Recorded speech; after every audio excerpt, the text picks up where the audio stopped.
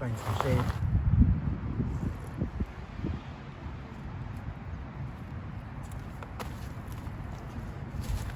And I guess it's a little more quiet here because I have this, maybe. Chapter 32.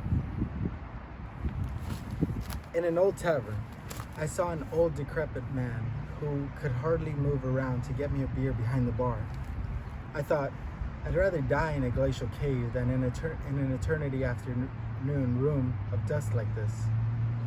A Min and Bill couple left me at a grocery store in Sauk, and there I got my final ride from a mad drunk, fast-swerving, dark, long sideburn guitar-playing Skagit Valley Wrangler who came to a dusty flying stop at the Marble Mount Ranger Station and had me home.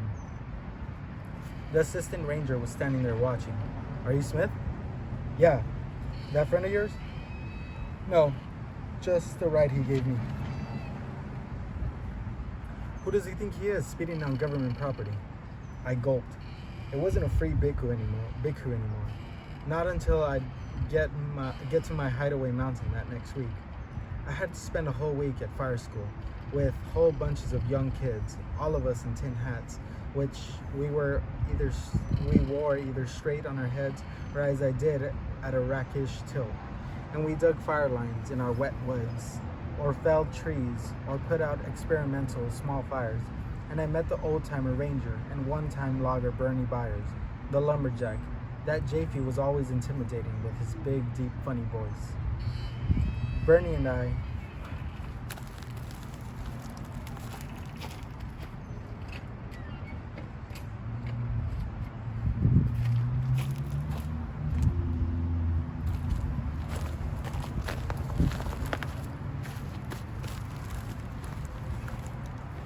have to go close the door.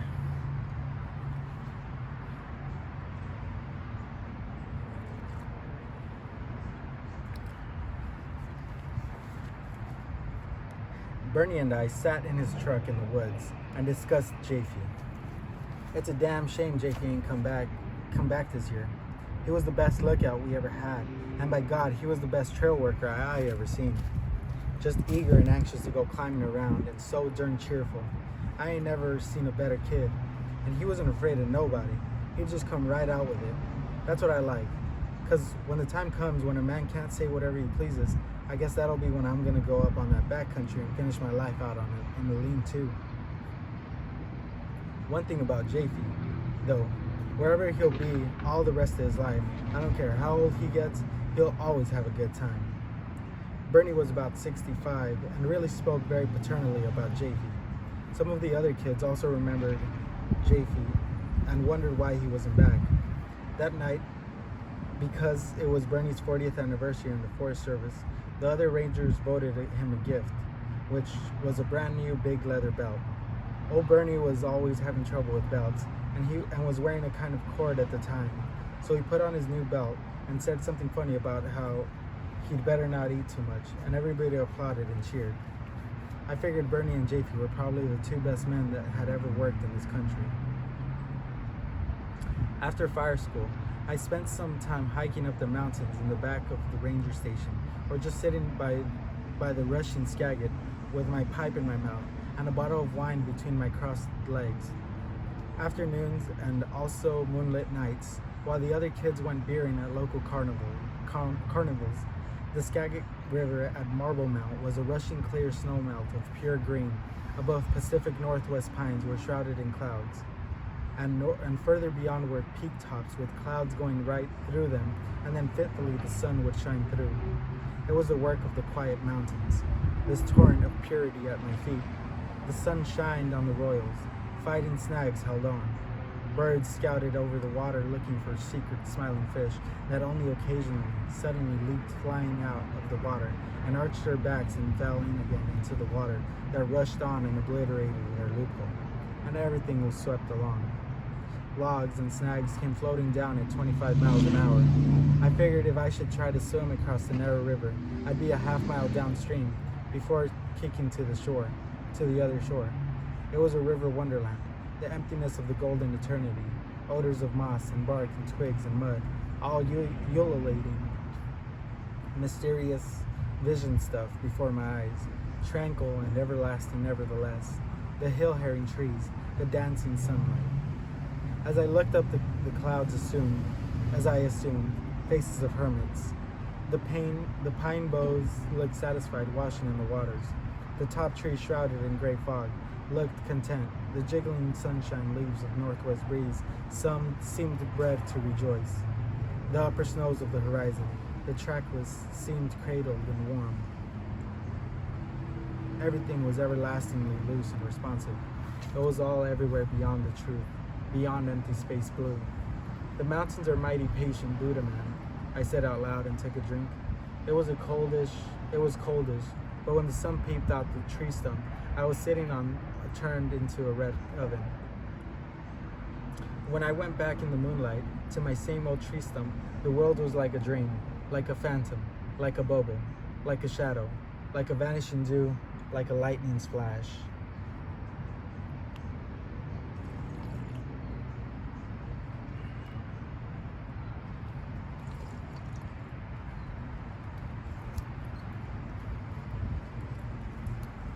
Time came finally. Ooh, I've been reading a lot. Time came finally for me to be packed up into my mountain. I bought $45 worth of groceries on credit in the Little Marble Mount grocery store, and we packed that in the truck. Happy, the mule skinner and drove on up the river to Diablo Dam.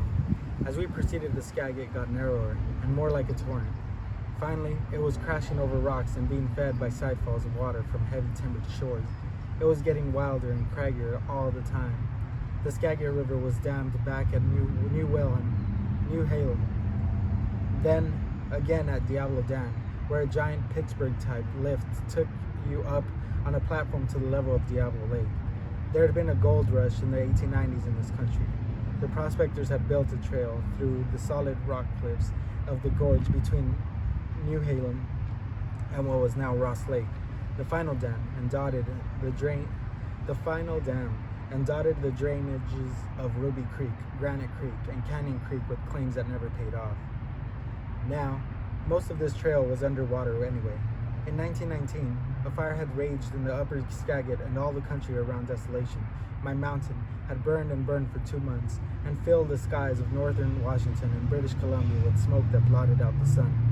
The government had tried to fight it, sent 1,000 men in with pack-string supply lines that then took 3 weeks from Marble Mount Fire Camp, but only the fall rains had stopped that blaze and the charred snags. I was told we're still standing on Desolation Peak and in some valleys.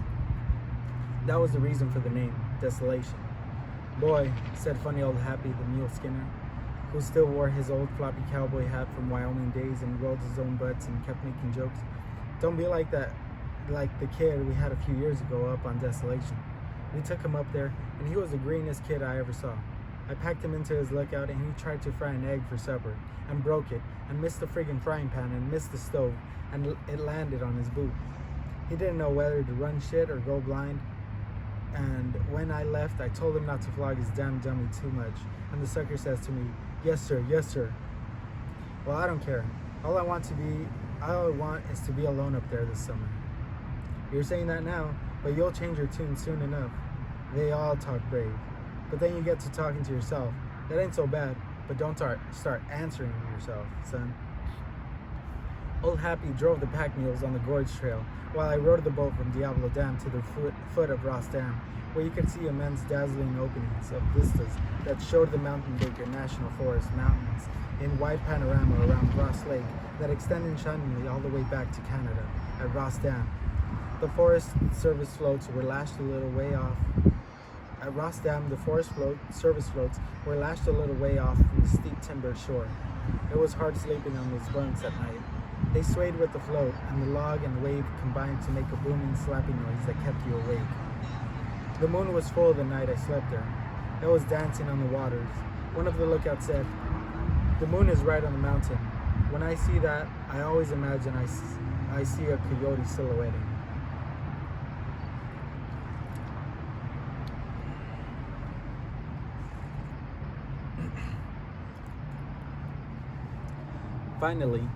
came the gray, rainy day of my departure to Desolation Peak.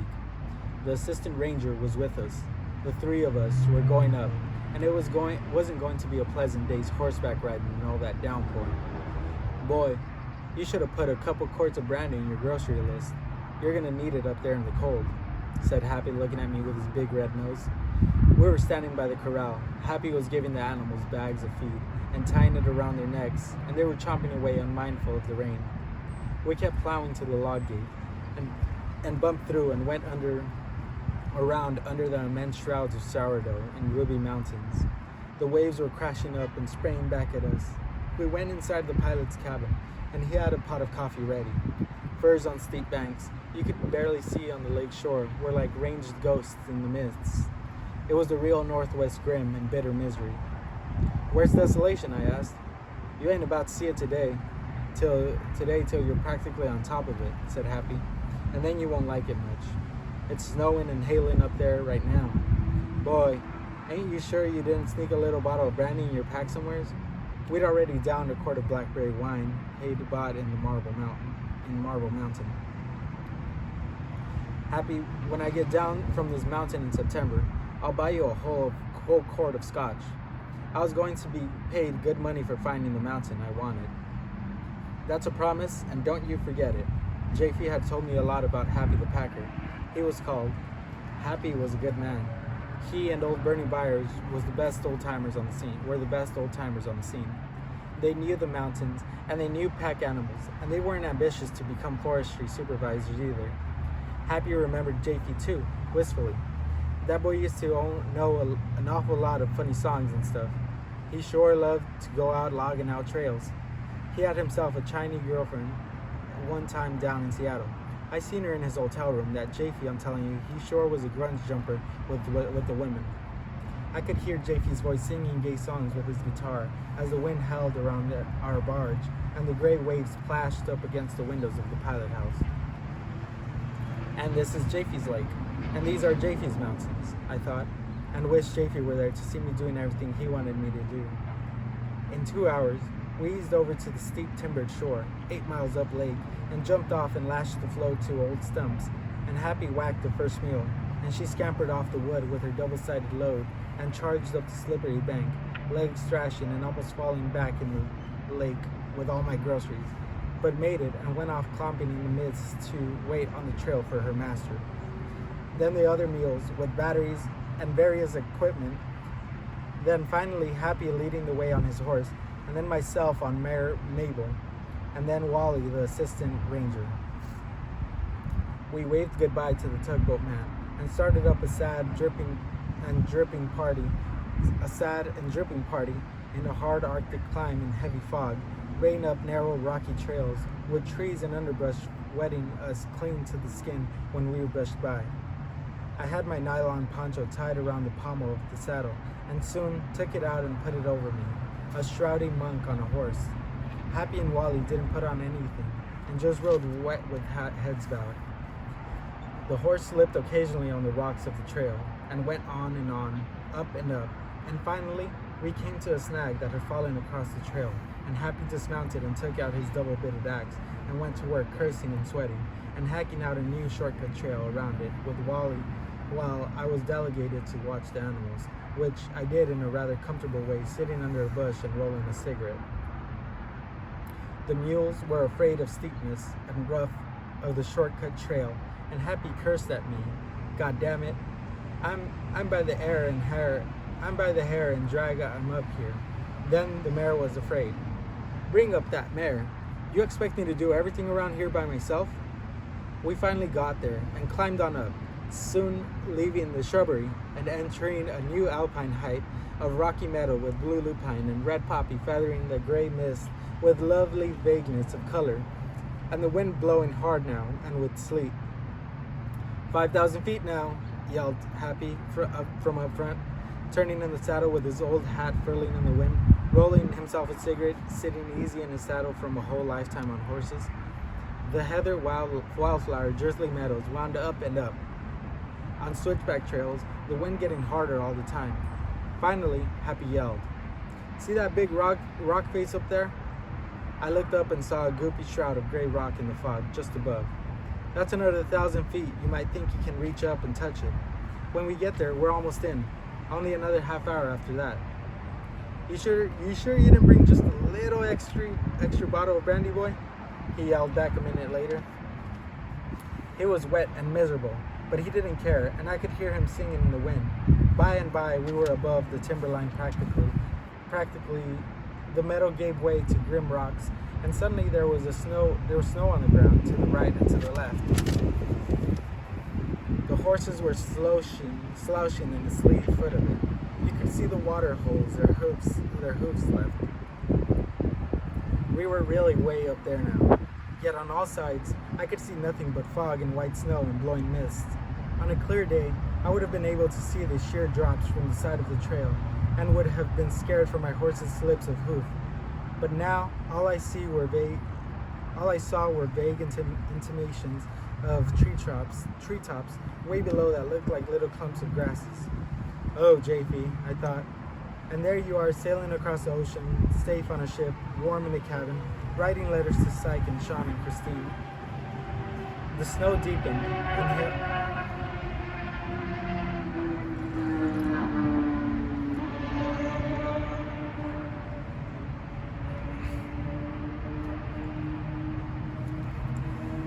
deepened, and hail began to pelt our red weather-beaten faces. And finally, Happy yelled from up ahead, "We're almost there now." I was cold and wet. I got off the horse and simply led her up the trail.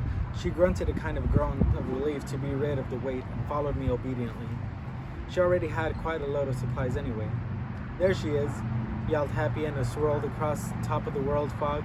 I saw a funny little peaked, almost Chinese cabin.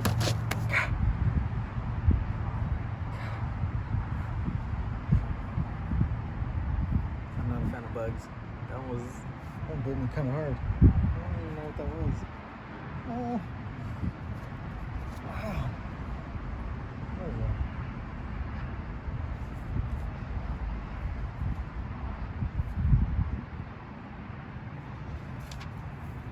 Alright. I don't know where I was. Oh, here we go.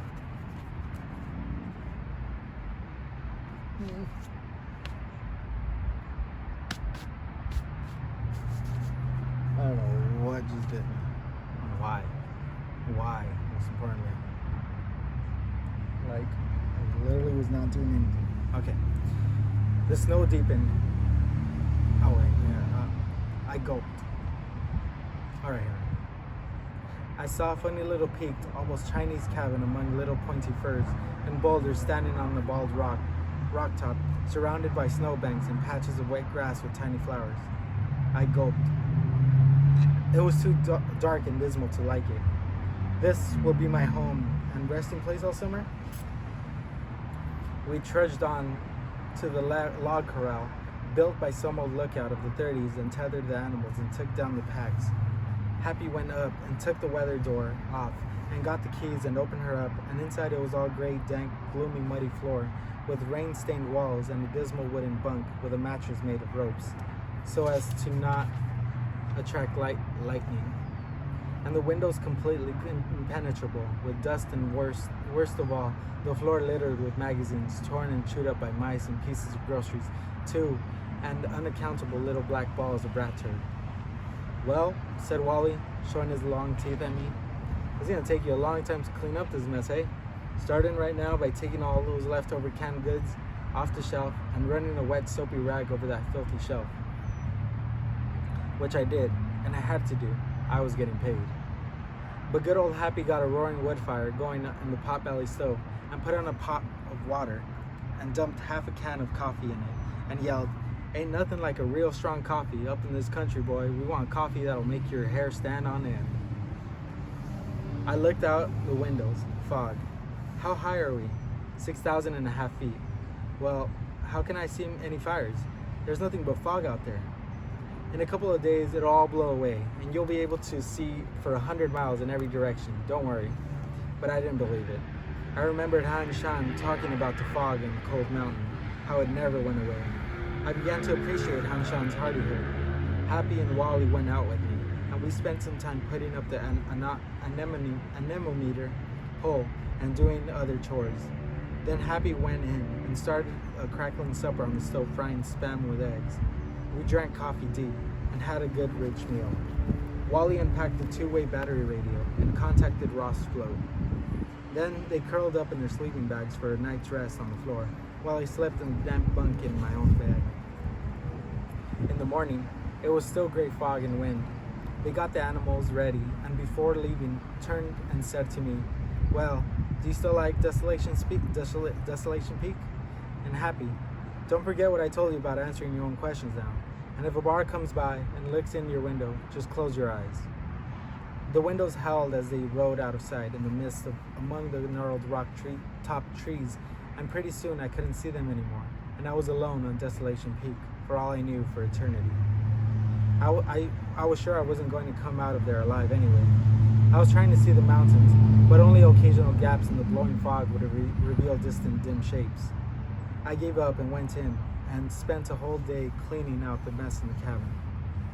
At night, I put on my poncho over my rain jacket and warm clothing, and went out to meditate on the foggy top of the world. Here, indeed, was the great truth cloud, Dharma Mega, the ultimate goal. I began to see my first star at 10, and suddenly, some of the white mist parted, and I thought I saw mountains, immense black, gooky shapes across the way, stark black and white with snow on top, so near suddenly. I almost jumped. At 11, I could see the evening star over Canada, Northway, and thought I could detect an orange sash of sunset behind the fog, but all this was taken out of my mind by the sound of pack rats scratching at my cellar door. In the attic, little diamond mice skittered on black feet among oats and bits of rice, and old rigs left up there by a generation of desolation losers.